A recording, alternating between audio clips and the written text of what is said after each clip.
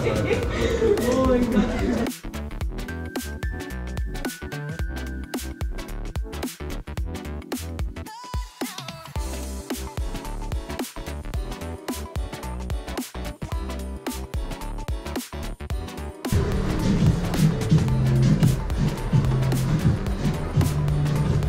Evet, selam dostlar. Şu anda Red Light Street'teyim. Red Light Street'in çekimlerini arkadaşlar 3-5 gündür yapıyorum. Yani açıkçası bu ilk çekim günüm değil. Bu bir hafta boyunca bu arkamda gördüğünüz Red Light Street'teki her şeyi araştırmaya çalıştım. Tarihçesinden sistemine kadar. Bayağı bir bekledim yani bu videoyu yapmak için. Size her şeyini anlatacağım. Anlatırken size bazı görseller koyacağım. Ve bu görselleri de arkadaşlar çoğunu blurlayacağım. Burası Amsterdam ilk kurulduğu zamandan beri 1200 yıllardan beri bir fuhuş merkezi.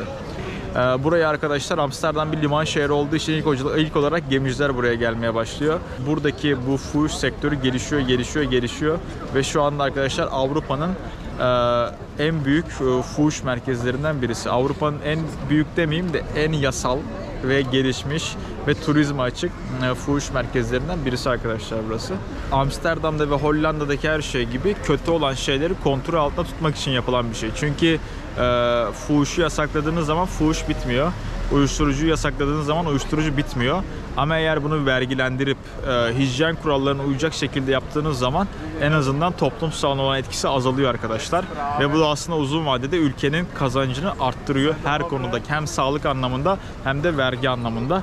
O yüzden arkadaşlar burada böyle bir sistem var. Şu anda burada gerçekten şu arkamda gördüğünüz kırmızı odalara girip orada seks hizmeti satın alabiliyorsunuz para karşılığı. Yine bak bu videoyu da lütfen ön yargılarınızdan uzak bir belgesel gibi izleyin. Öyle isterim. Öyle izlemenizi isterim. Öyle izlemenizi tavsiye ederim. Lütfen videonun da başından abone olup beğenmeyi, like atmayı unutmayın. Hem gelin birazcık şöyle yürüyelim. Hem de size bir şeyler anlatayım. Şu anda arkadaşlar kamera herkesin ortasında açık olduğu için bunu camlara doğru çevirmeyeceğim. Çünkü çevirmem dediğim gibi yasak. Burası işte 1200 yıllarda işleve başlıyor. İlk olarak çalışmaya başlıyor. Ondan sonra arkadaşlar günümüze kadar da bu şekilde geliyor. Şu anda burası dediğim gibi Avrupa'nın en turistik mekanlarından birisi ve en liberal mekanlarından birisi. Burada arkadaşlar sokaklarda coffee shop denen yerler var. Oralardan da isterseniz Hollanda hükümet tarafından hafif uyuşturucu olarak tabir edilen otu alabiliyorsunuz. Bunu satın alıp burada kullanabiliyorsunuz arkadaşlar. Ama her zaman ülkenin kanunlarını, yasalarını takip edin. Bu maddeleri Red Light Street'te içmek yasak. Her yerde tabelalar var. Red Light Street'te alkol içmek de yasak arkadaşlar.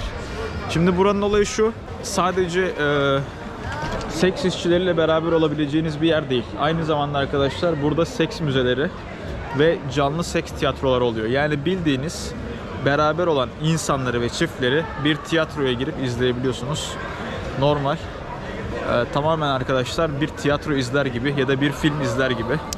Ondan sonra burada böyle farklı aktiviteler de oluyor. Kabinlere girip 2 euroya videolar izleyebiliyorsunuz.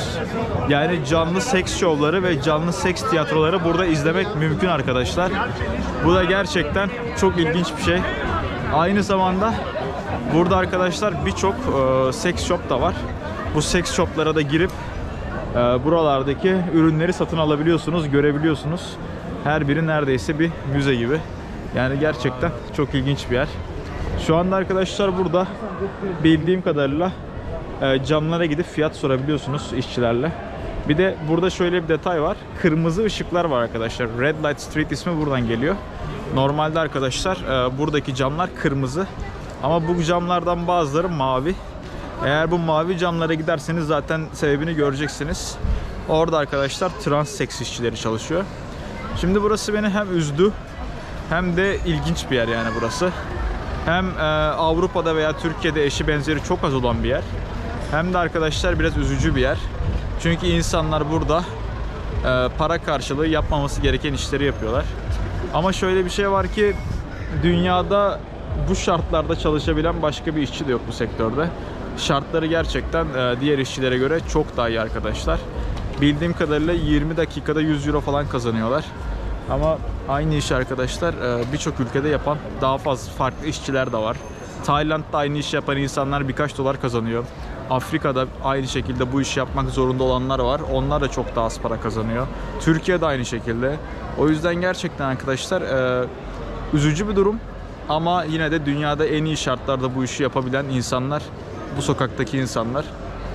Ne olursa olsun umarım insanlar sevmediği işleri, özellikle bu tarz işleri zorunda kaldıkları için yapmak zorunda kalmazlar. Şimdi bak böyle gördüğünüz gibi böyle sokak boydan boya red light'lar. Bak bu kırmızı yerler arkadaşlar, camlara ablalar, abiler oturuyor, böyle seksi işçileri. Oradan isterseniz camı tıklatıp o hizmeti satın alabiliyorsunuz. Arkadaşlar bir de buradaki bu odaları kiralamak aşırı pahalı. Oda kiralamak derken işçiler için diyorum. Çünkü siz hizmeti satın aldığınız zaman arkalarında odaları var. Oralara gidebiliyormuşsunuz. Ama eğer bir şirketiniz varsa ve burada gerçekten de bu işi yapacaksanız bu odaları kiralamak gerçekten çok pahalıymış diye duydum. Bak şurada gördüğünüz gibi seks show var. Oraya gidip gerçekten arkadaşlar hem kumar oynayabiliyorsunuz hem de canlı seks tiyatroları izleyebiliyorsunuz. Gerçekten çok ilginç yani. Cafe Remember. Bu normal bir bar mesela. Buraya gelip normal insanlar içebiliyor. Bak burada bir erotik butik var. Bu şekilde içeriye girip farklı ürünler satın alabiliyorsunuz.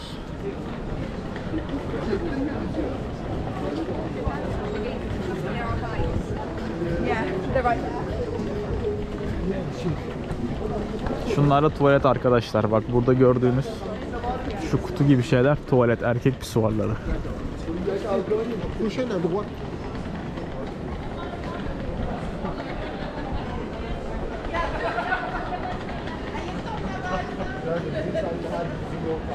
Bak böyle tiyatro 97. İçeri girip canlı porno şovu izleyebiliyorsun. Çok ilginç bir yer ya gerçekten.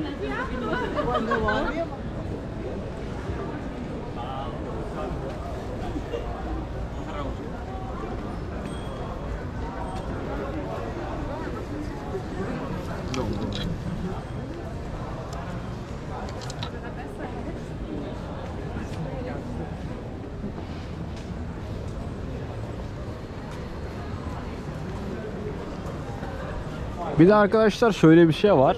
Bu sokak böyle şeyin ortasında, Amsterdam'ın direkt ortasında, Eskişehir'in. Böyle ilk geldiğimde bir garipsemiştim ama sonradan insanın gözü alışıyor yani. Bir haftadır buradayım. Artık insan diyor ki tamam abi bunlar normalmiş deyip devam ediyor yani. Tabulaştırdığımız şeyler daha çok problem oluyor hayatımızda. Onu fark ediyorsun yani. Gelin şuraya girelim, bak burada bir erotik shop var.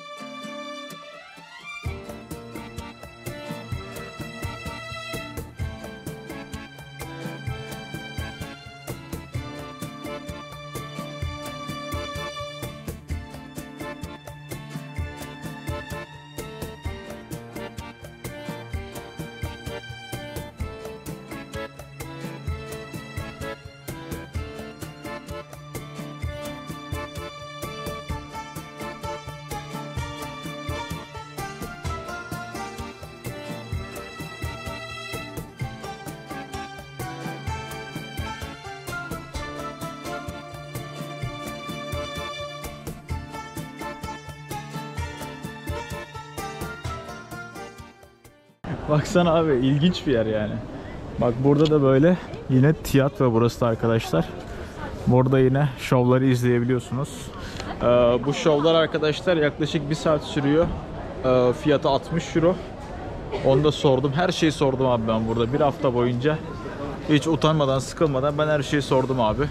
Bunun da fiyatı 60 euro. Bir de ileride var bir tane. Orada da 2 euroya arkadaşlar. Böyle kabinlerin içine girip yine şovları izleyebiliyorsunuz ama 2 dakika boyunca. O 2 euroluk 2 dakika boyuncaymış. Onu da öğrendik. Her şeyi öğrendik ya. Yani hani herhalde bu videoda anlatacağım her şey karşınıza da çıkar. Bir de şöyle bir şey var. Bu sokakta arkadaşlar torbacılar çok fazla var. Onlara dikkat edin. Onlardan uzak durun. Hani serbest diye falan onlardan almayın. Yasak çünkü, illegal yani. O yüzden dediğim gibi o ülkenin kurallarını takip edin. Onların da böyle farklı farklı şifreleri var aralarında. Böyle bir yanınızda böyle sürekli böyle nefes alıyorsa işte bu şey soruyorum demek. İstiyor musun demek. Mal istiyor musun demek. Ondan sonra böyle sürekli ıslık çalanlar duyacaksınız burada 2-3 gün geçirdikten sonra. Onlar aslında size ıslık çalıyorlar. Yine mal istiyor musun diye. Böyle aralarında ilginç bir kuş dili geliştirmişler. Burada takılıyorlar. Bak burada işte. Burası Sex Palace. Peep show'lar var böyle 2 euroya arkadaşlar. Bu mekanlara girip kabinlerde şeyleri izleyebiliyorsunuz. Bu şovları 2 dakika boyunca izleyebiliyorsunuz. Bak private cabins, video cabins 2 euro olarak. Bak böyle direkt abi. Bunlar böyle peep show olarak geçiyor. Bu duvarda gördüğünüz her şey içeride de var bu arada. Bu caddede arkadaşlar bayağı bir çekim yaptım. 2 günümü sadece bu caddede çekim yapmaya ayırdım. O videoları da zaten göreceksiniz. Böylece YouTube camiasının bana göre en iyi Red Light Street videosu oldu. Çünkü abi hiçbir şey saklamadık. Fiyatları bile söylüyorum yani. Hani daha yapabileceğim bir şey yok. O yüzden de lütfen arkadaşlar abone olup beğenirseniz, destek olursanız çok sevinirim. Çünkü seyahatlerimi artık gerçekten finanse edemiyorum. Ciddi bir problem var seyahat finansmanımla alakalı. O yüzden eğer destek olursanız, katıla basarsanız böyle şeyleri size daha açık bir şekilde göstermeye çalışırım. Bakın arkadaşlar, bu ablaların kabinleri de bu şekilde oluyor. İsterseniz şu numaraları arayıp ondan sonra bu odaları kiralayabiliyorsunuz arkadaşlar. Minimum 21 yaşında ve sadece seks işçileri için diyor. Aynı zamanda Avrupa Birliği pasaportu veyahut da çalışma vizesi olması gerekiyor arkadaşlar. Yani buradaki her şey, bu insanlar bildiğiniz arkadaşlar burada sigortalı çalışan insanlar, bildiğin yasalara uyan sigortalı çalışan insanlar. Hepsi de arkadaşlar dürüstçe vergilendiriliyor yani. Burada kesinlikle yasa dışı veya vergilendirilmeyen bir şey olmuyor. Bir de şöyle bir şey var arkadaşlar. Ablalar çalışırken de o perdeleri direkt çekiyorlar. Bu demek oluyor ki ben geçici bir süre yokum 15-20 dakika boyunca. Ondan sonra tekrardan perdeleri açıp çalışıyorlar. Ama bu az önce gördükleriniz, bunlar arkadaşlar şu anda tamamen kiralık. Bak gördüğünüz gibi The Office 52, 52. ofis diye bir ofis var. Emlak ofisi muhtemelen. Bunları şu an kiraya veriyor bu şekilde.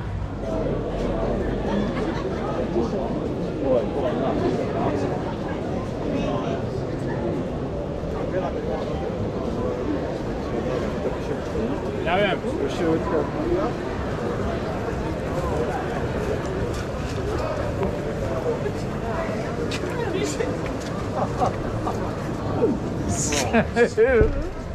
Jesus.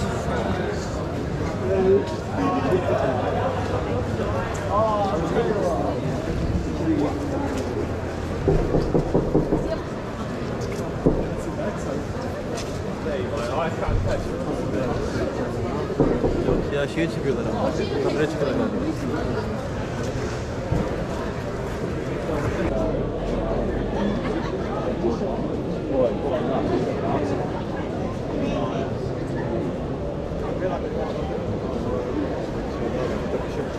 Ja wiem.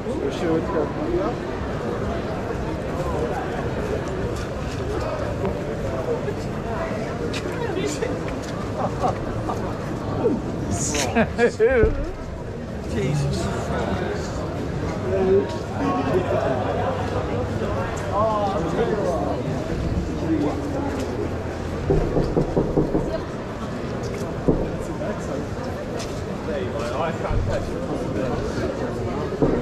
Ya şeye çıkıyorlar ama. Kamera çıkıyorlar galiba.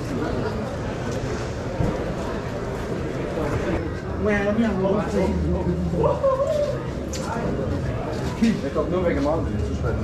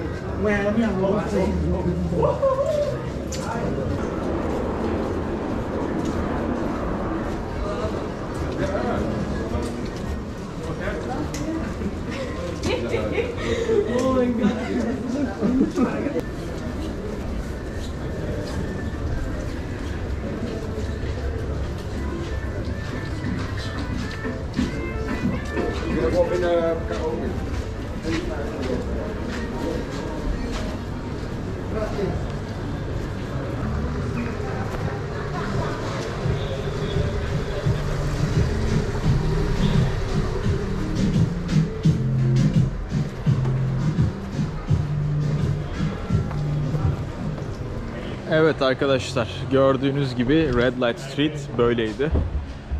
Gerçekten çok ilginç bir yer. Yani nasıl desem abi, bence çok unik bir yer. Yani orijinal bir yer. Eşi benzeri olmayan bir yer. Ve ben Hollanda hükümetini sırf böyle şeyleri serbest bırakarak azalttığı için tebrik ederim.